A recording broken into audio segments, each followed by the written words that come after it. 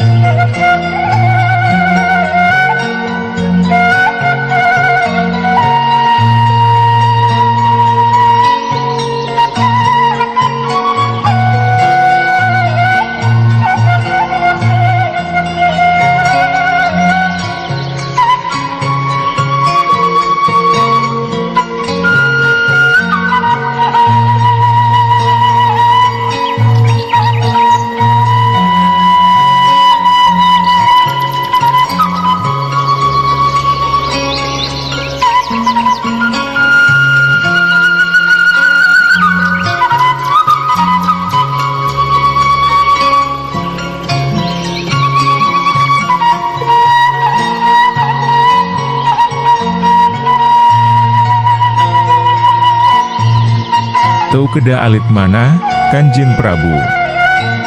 Saena mah aya keun sambara bae, cok Prabu Pancarkusumah, sanggeusna ngojengkan ngadiu keutan Prabu Purwita.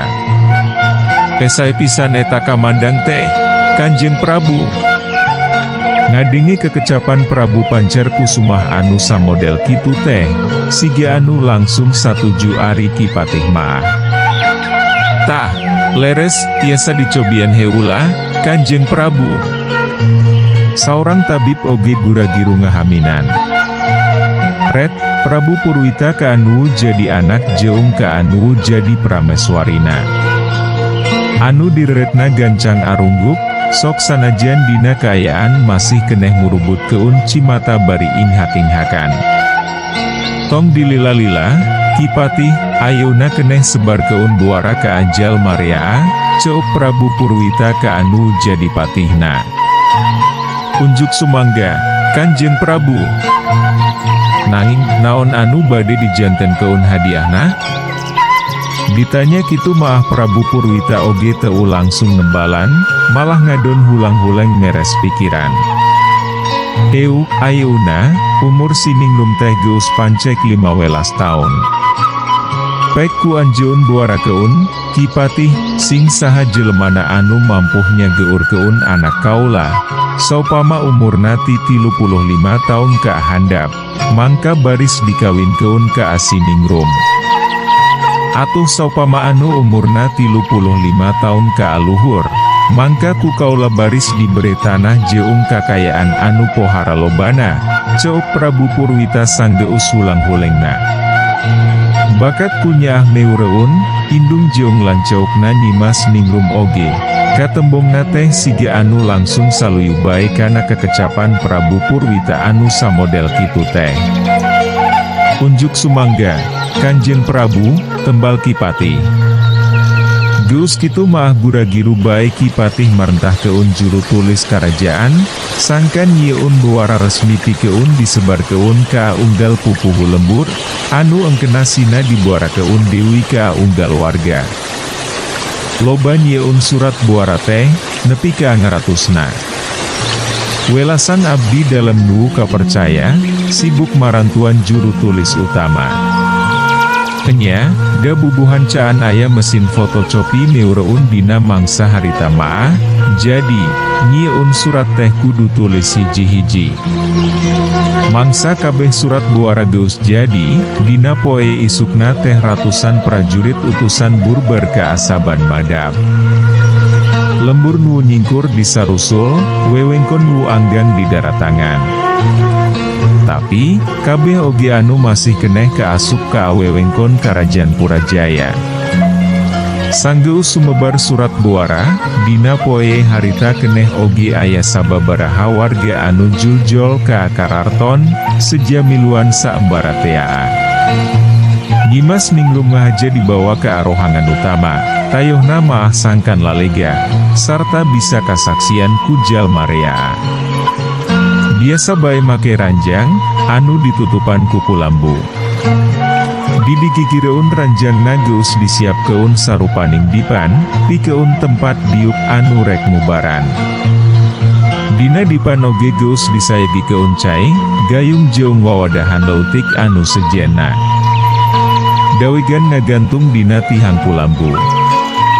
Sarupaning selang anu dijiun tina tambaga, ngambung keun dawegan jeung leungeun katuhun Nyimas Ningrum, anu ngalempreh teu walakaya. Diinfus meureun lamun ceuk istilah kadokteran maah. Jeung sigana maah perkara anu kitu teh geus aya dina jaman harita oge.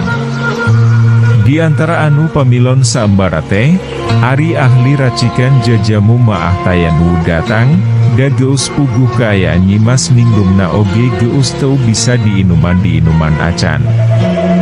Lengket meureun mata kitu oge warta anu ditulis dina surat ti karajaan teh, perkara kaayaan Nyimas Ningrumna oge dibejakeun saayana.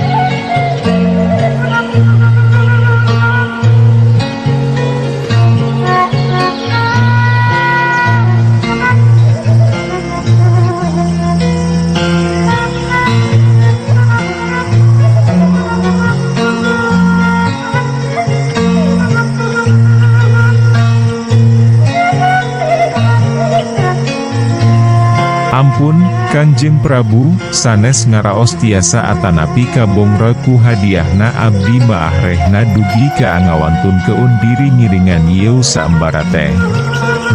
Nanging etang-etang babakti ka pamimpin anu parantos karaos pisan kanyaah sareng perhatosanana ka anu janten rahayatna wiyeu maah, maung-paung dipasihan kasempetan anu esae. Cok saurang lalaki tengah tuuh, di antara sababarha urang jalma anu miluan kana eta saembara. Nyapek wicobaan, tembal Prabu Purwita, sanggeus ngaregepkeun bari semu umbut-umbutan. Jung, kojengkang, gek, pamilon saembara anu cikeneh nyarita, ngadiukeutan sarta diuk dina dipan. Dua prajurit anu jaga, gura-giru nyingkap keun kulambu. Ari eta lalaki, sanggeus sakedapan neu teup heula anu keur ngalempreh maah, kebat bae ngarongkong gayung, sarta anu saterusna maah nyici keun cai tina gentong kana wadah lautik. Raup, neureungkun sapasang panona. Katembong biwirna semu kunyam-kunyem, ciciren keur mapat keun jampe pamakena. Katembong, cai anu keur dicekel ku eta lalaki teh nepi ka adumadakan ngepul keun haseup ipis. Sanggeusna beunta dewi, poleset eta lalaki ngadeukutan nugring. Bismillahirrohmanirrohim. Kalain dimimitian ku nyebat jenengan Allah, eta lalaki ngamimitian musap-musap keun cai anu geus meunang marancahan, kana bengeut jung kana embun-embunan nyimas ningrum. Sajeroning kituna teh bari teu eureun gegerendengan mapat keun jampe andelan.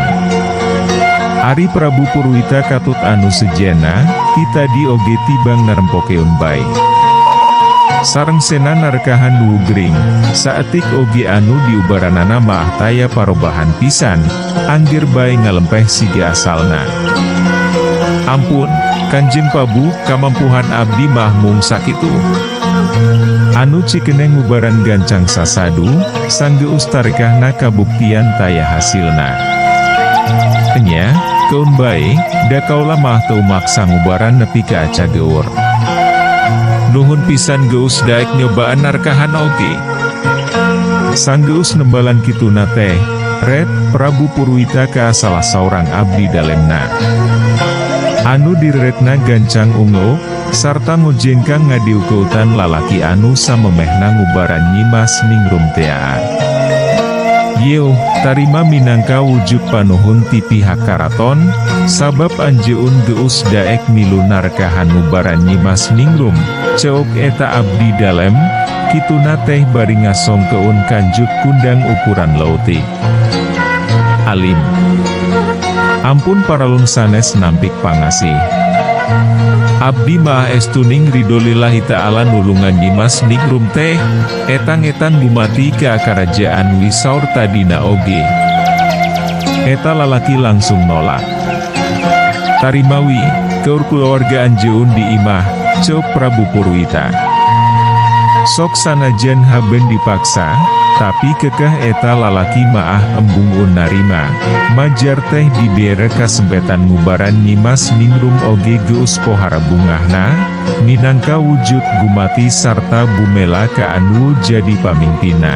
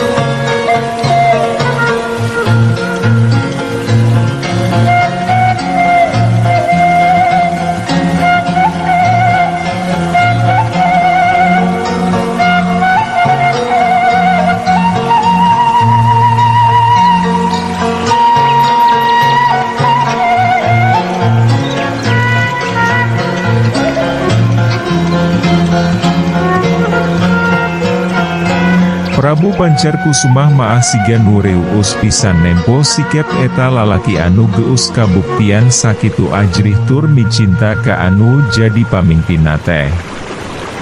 Enya, mata kitu oge kapimpinan Prabu Purwita maah geus mampu nebarkeun bibit-bibit kaajrih sarta kanyaah dina unggal hate rahayatna.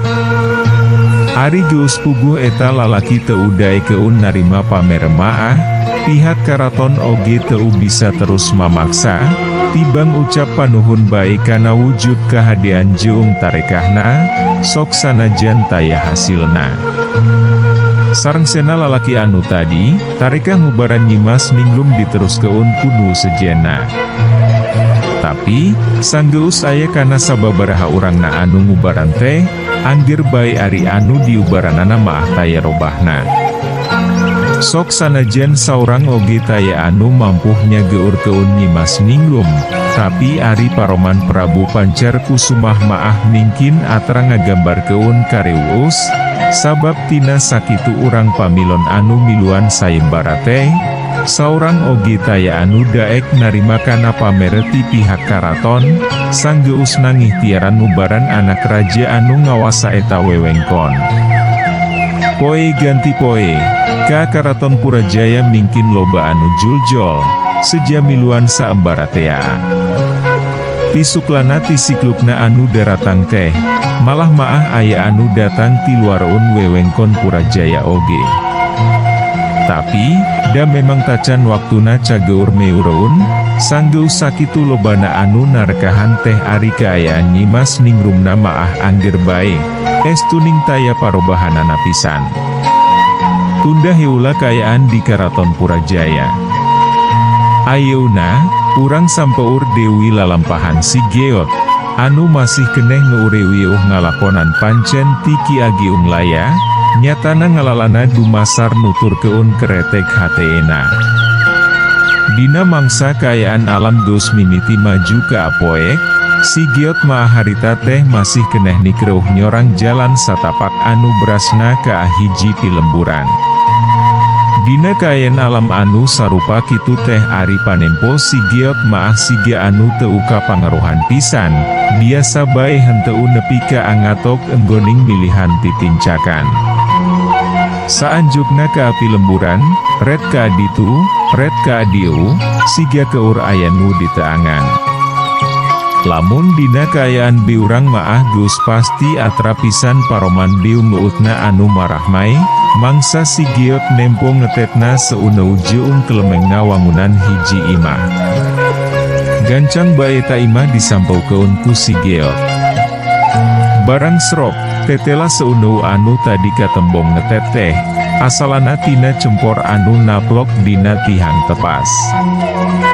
Mun disidik-sidik maah kaayaan eta imah teh geus ripuh pisan, tihang-tihang tepasna oge geus koropokan, balas kurinyuh mindeng teuing dipake botraman. Sampurasun. Si Geot uluk salambari rada ditarik keun, sanggeusna ngajanteng di hareupeun eta tepas. Rampes, tembal sora lalaki ti jero imah. Teu lila antarana, panto ngareket aya nu muka. Lol, saurang jajaka. Si Geot gancang rengkuh tanda mihormat. Eta jajaka oge malik rengkuh, sarta ngujengkan ngadiukeutan. Satea, nya, jeung aya kaperluan naon, deuih, tanya eta jajaka, kituna teh bari teu eureun nelek-nelek diungut jeung dedegan si Geot. Abdi maah Geot. Anu janten pamaksadan maah taya sanes, sejangiring ngarerep di dieu, margi abdi kawengian di jalan. Kitu oge upami ngawidian. Euloh karunya teuing. Hiap atuh ka jero. Moal wawartos heula ka anu janten sepuh. Lah, hayui. Geus dikitukeun maah kebat bae si Geot ngalacat ka tepas, sarta anu saterusna maah ngoloyor ka jero, nuturkeun nu boga imah. Kacaanganku cahya cempor, siga aya rasa karunya dina sorot panon si giot mah mangsa nempo kayaan di eta imah teh. Rek teu kitu kumaha atuh da, kayan eta imah teh estuning pohara pisan ripuhna, geus reot kahakan umur. Ema, aya semah, ceup jajakan tadi, bari ngelolkeun sirahna ke arohangan hiji kamar. Saha, cenah, tanya sora awewe ti jero kamar. Kang Giot, ngaakan keun eta jajaka teh, da ari samarukna mah umur si Giot teh aya di saluhureunana. Enya, pedah nempo tina dedeganana meureun. Teu lila antarana, kurunyung saurang awewe tengah tuuh, anu pangawakanana rada rengkung. Barang di patengahan nempo si Giot anu harita keur sila teh, gura-giru bae disampaurken. Nu jajaka oge gancang nutur keun. Jung, si Giot cengkat heula, ngadon sasalaman jeung nu boga imah. Aya kaperluan naon, Jang? Tanya awewe, anu tayohna mah indungna si jajaka. Rek milu meuting cenah, ema kapeutingan di jalan. Anu jajaka gura-giru mangnembalan keun. Oh nyapek bae, ngan hampura wida kayaan imahna oge kieu. Ah, sawios, ema da sami rorompok abdi oge kieu, tembal si Giot.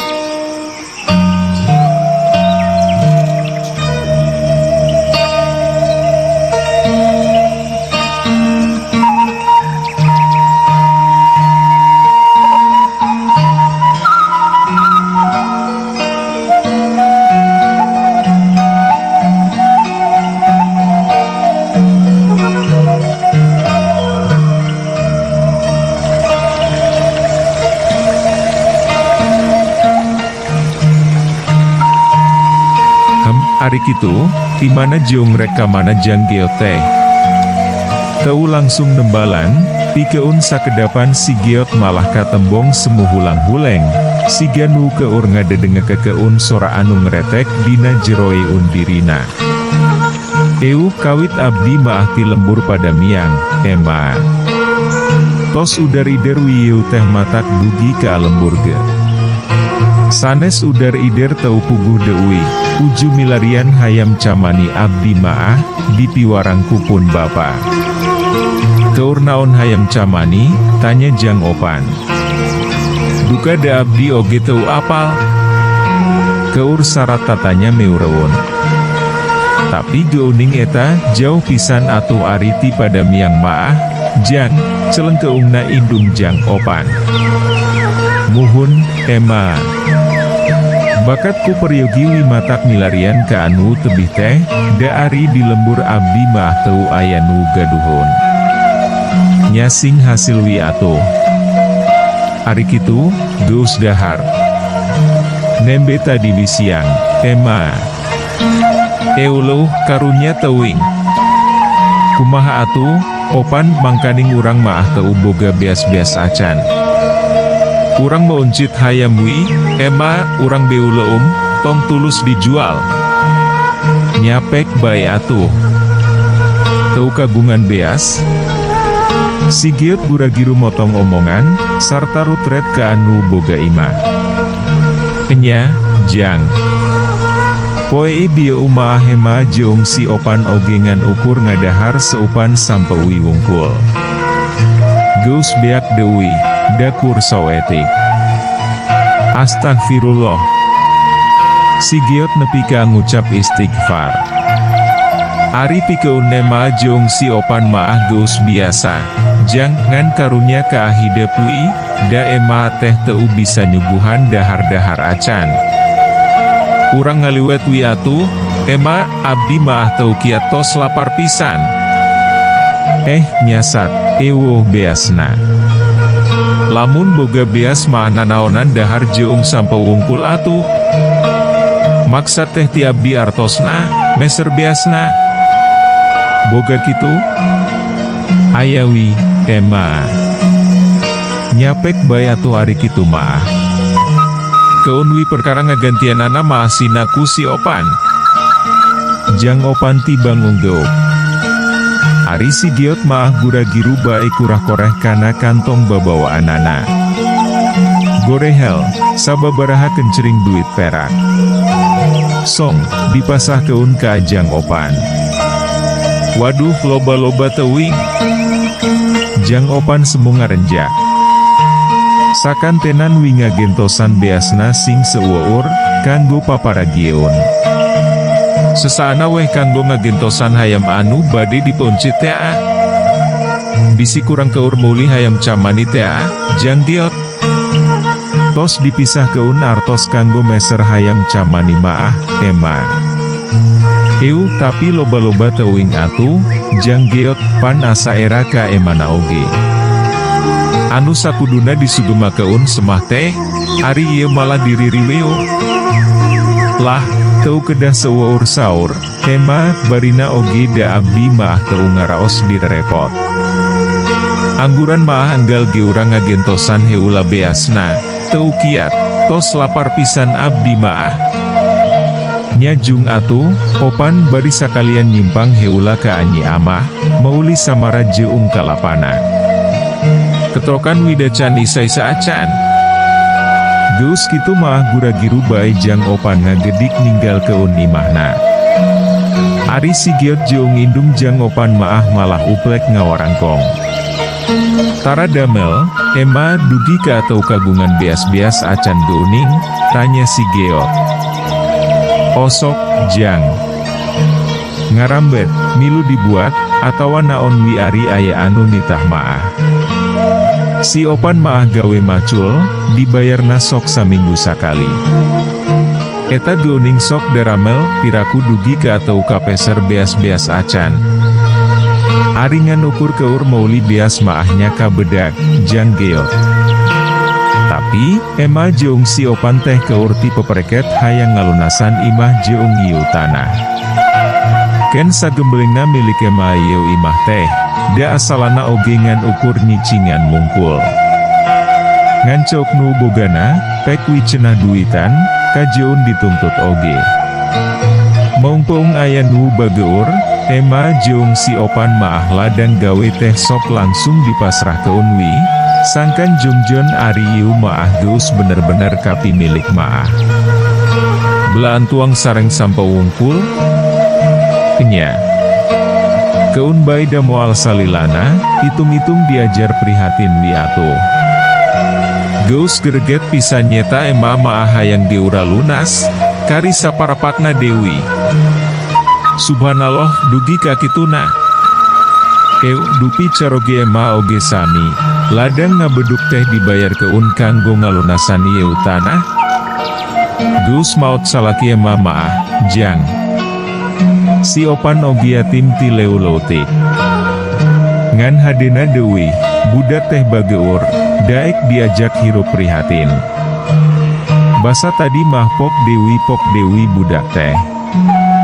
Enya, heuriu meureun, pajar teh cenah, lamun sakti maah hayang niluan saembar anu diaya keun ku pihak karaton, sangkan sagancangna bisa ngelunasan ieu tanah, jeung sakalian ngomean imahna. Palebah tungtung kekecapan indung jang opan anu samodel kitu, si giot maah nepi ka kurang kerung. Saembara naon, ema? Piraku ka pada miang ewo bejana, kapanan masih keneh ke asup wewengkon kerajaan Purajaya lembur pada miang oge, lin. Euk duka atuh, ema, da abdi maah rorompokna nengang pisan, taya rencangna. Oh paingan ari kitu maah. Teu kungsi dipenta Dewi, barabat weh geus kitu maah indung jang opan alewoh nyarita keun perkara buara, anu diaya keun ku pihak Karaton Purajaya. Si Geot, katempona teh nepi ka asarege pisan mangsa gabandungan eta caritaan. Waktosna seep. Caat hanca. Urang simpen di handeuleum si paragi nyokot ninggal keun, enjing urang sampeur Dewi, hapunten palamitra kanggo nyumangetken sim kuring, Mang Augustin ngadongeng teh, nuhun keun di subscribe, di like sareng di komen, atanapi di share manawi masih aya keneh nu resepeun kana dongeng, supados teu kakantun carios salajeungna. Mangga permios. Ka anu garulis karasep anu hoyong carita kisah kasih dinamika romantis mermaja. Mangga dangu keun carios nyambung bentang pasantren. Nutos sarpuh gengadangu carios ieu maah bakal kabawa asa ngora Dewi. Kangge nu resep cerita silat. Mangga dangu keun amjar lawan Raja Bangsat sareng Rawarontek di channel YouTube Mang Augustin.